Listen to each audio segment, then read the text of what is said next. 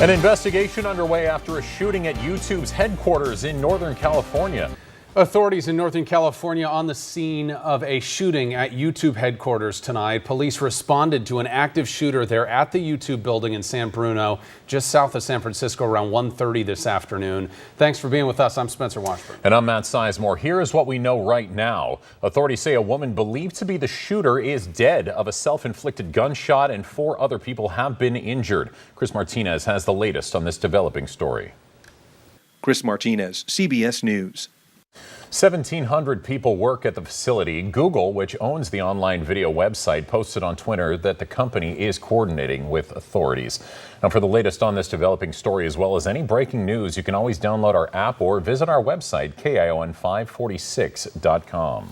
Watsonville police busted a man for burglarizing a business on Easter, and they later found out it wasn't his only crime.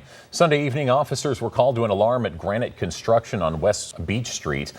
Officers noticed a broken window. No one was found at the scene, but after looking at surveillance video, officers recognized the suspect as Oscar Antunes, a homeless man in the area. Antunes was spotted near the train tracks behind the business. Officers were able to tie Antunes to 4 other burglary cases that happened over the past 2 months.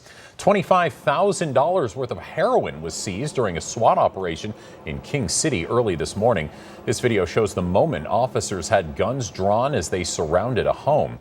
Search warrants were served at 2 different homes, one location in the 300 block of Bassett Street, and the second was in the 1000 block of Bluff Avenue. 2 pounds of heroin, a stolen gun, and a small amount of meth were found.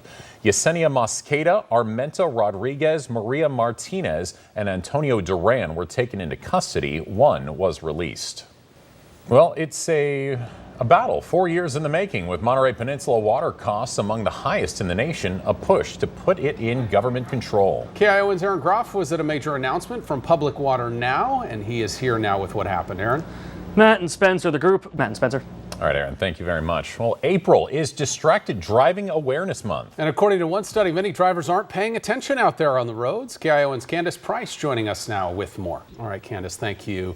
This week marks 6 months now since those devastating wildfires swept through the North Bay area. And one of the people who helped with evacuations and recovery is not forgetting all the other agencies involved. KION's Mariana Hicks now is here to explain. Mariana. In Sacramento, County Sheriff Scott Jones says the deputy whose patrol car hit a protester at a Stephon Clark rally this weekend may have been distracted by other demonstrators who were hitting and kicking his patrol car at the time of the accident. Sheriff Jones says deputies were told to give protesters their space, and the 2 deputies were only in the area to respond to an unrelated call. The woman who was struck is a well-known activist named Wanda Cleveland. She's seen here during an altercation with another woman at a Sacramento City Council meeting in 2015, and here speaking about police brutality in the black community a year later. I am white, but I also have a mental illness, and I have fear of the police that are supposed to help me. Cleveland's attorney released a statement in response to Sheriff Jones, reading in part, "It is not possible that the officer did not see her. It appears from all evidence that he hit her intentionally." Cleveland is considering suing the sheriff's department.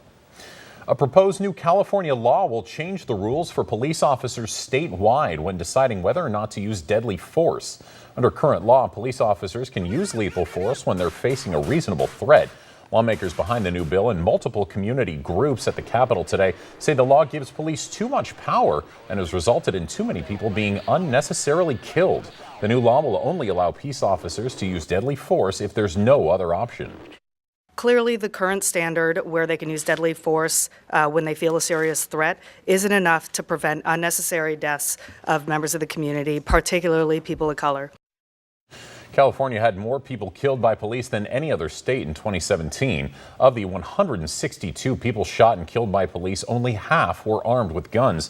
Lawmakers behind the bill say they're taking police safety into consideration, pointing to evidence that officers are less likely to be killed or seriously injured when agencies adopt stricter use of force policies. President Trump offered tough talk on immigration and new trade tariffs against China during a joint meeting with Balkan leaders. The president also unveiled a new strategy to stop illegal border crossings. Angelica Alvarez has a story from the White House. Coming up, teachers in Oklahoma and Kentucky hold walkouts protesting low wages and cuts to education funding. Plus, Environmental Protection Agency Administrator Scott Pruitt's job is on the line following questions of ties with energy lobbyists.